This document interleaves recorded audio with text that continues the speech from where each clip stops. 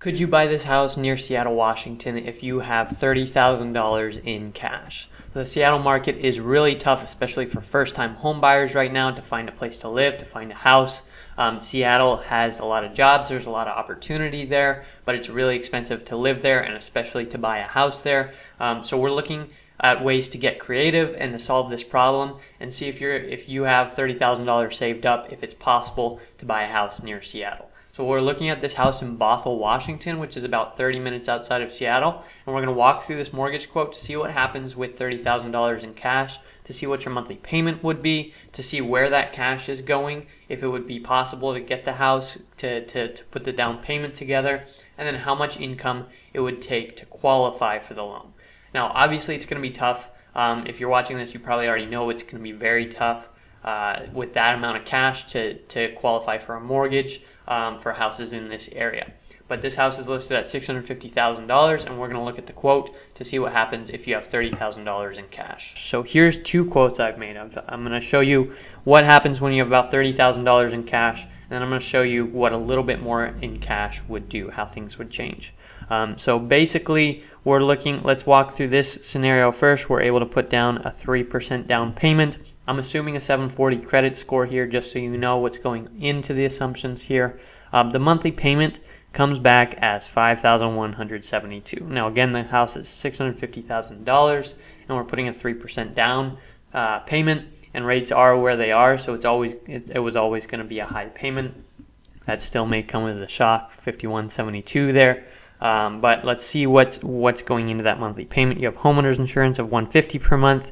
That is an estimate, but it should be a pretty reliable estimate. That's a common number that we see for houses of this price point in this area. That's going to vary depending on who your insurance provider is and what your coverage is. Taxes of $428 per month. That's the actual number for this house drawn from the county website. Mortgage insurance of $242 per month.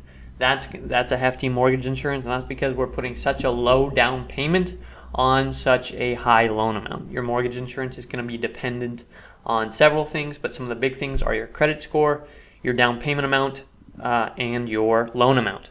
And so all those together means we ended up with some higher mortgage insurance here. We put the minimum down payment, and if you're not familiar, mortgage insurance is something you have to pay if you put less than 20% down. That could range from as little as maybe $30 a month to as high as $300 or $400 a month, depending on all of those things that I already mentioned. But in this case, we're at $242 per month. And then principal and interest of $43.55. That's based on a loan amount of $630,500 and an interest rate of 7.375%. That's a little bit on the higher side relative to where rates are generally right now, but that's because we're putting 3% down. We don't have amazing credit score. 740 is what we're using.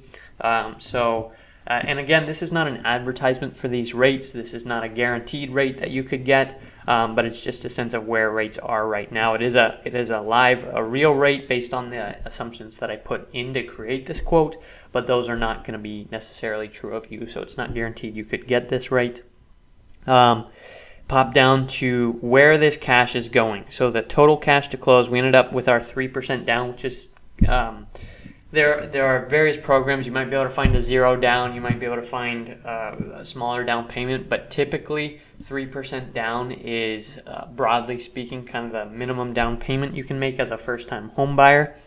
So estimated cash to close with that 3% down payment is $31,835 with covering our closing costs. So if you really have only $30,000, you might be able to negotiate to get some of these covered by the seller, and maybe offer a slightly higher purchase price in order to get some of your closing costs covered if you need. So we ended up with $31,000. That's our down payment of 3% plus our closing costs of $11,140. So just be aware you are going to have to pay those closing costs coming in addition to your down payment. Those are things like paying the people who help you get the loan, and then what's called prepaids, which are basically just costs you're going to have to pay on an ongoing basis. They're part of your mortgage payment typically, but it typically takes a little bit of time to get you set up on your mortgage payment and get you making that payment between the time when you close and you get the house and then you actually start making those payments. So those are, so you have to pay prepaids as part of your closing costs, so that's what's going on there. So the income that it would take to qualify for this loan we'll come back and cover in just 1 second. I want to show you how these numbers would change if you were able to bring $45,000. If you had another $15,000, you might. And spoiler, it's not going to be a massive change, but I just want to give you a reference for what components of the loan change and what a little bit more cash might do for you.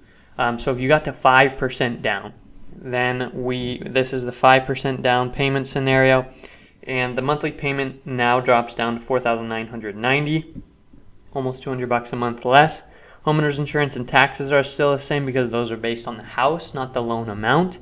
Mortgage insurance now drops almost $100 to $149 because we made it to 5% down and we have a little bit smaller loan amount. Principal and interest is now $42.65 based on a loan amount of $617,500.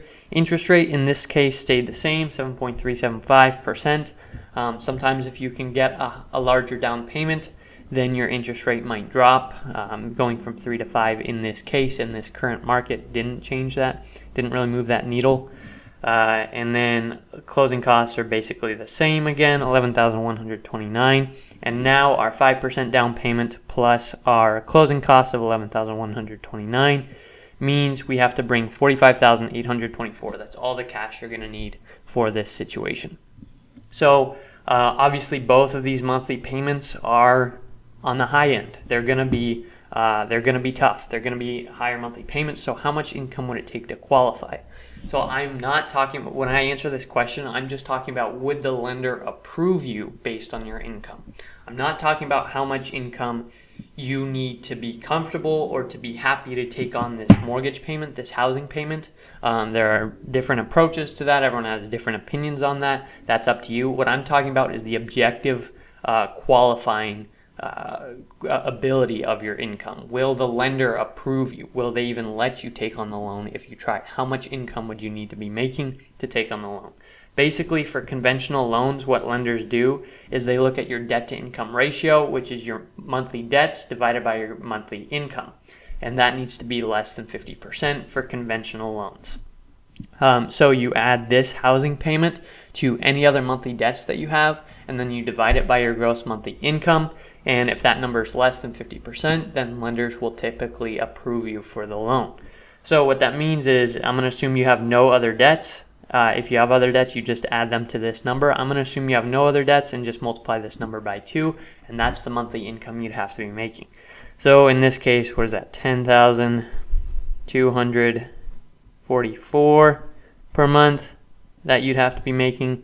And in this case over here, it would be $9,980 per month that you'd have to be making in order to qualify for this loan. If you are applying with your spouse or someone else on the loan, then that could be your combined income, assuming it's all usable income, assuming it's all the lender would approve of your income. If you are, there's various reasons the lender might not be able to use your income.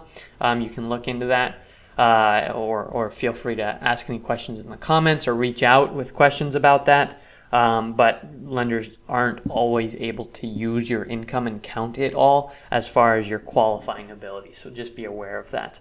So $30,000 in cash, it's tough to work with, especially if you're looking to stay somewhat close to Seattle.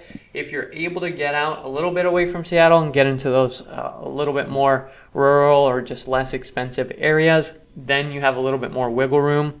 Then you might be able to find places that are closer to $500,000 or maybe even $400,000. But here we're looking at $650,000 in Bothell. You might be able to find less than that in Bothell, but this is on the lower side as far as what's available within that kind of 30-minute radius of Seattle. Of course, there are places that are lower than that, but this is a pretty typical price point on the lower end for within that kind of 30-minute radius of Seattle. Hope that's helpful. If you have any questions, feel free to put them in the comments, or if you'd like to get a quote of your own on a house that you're looking at, feel free to reach out using any of the contact information in the description below. Again, I work with Cleveland Street Mortgage. We do loans in Washington and Idaho, and we'd be happy to work with you and work with any new clients, so please do reach out.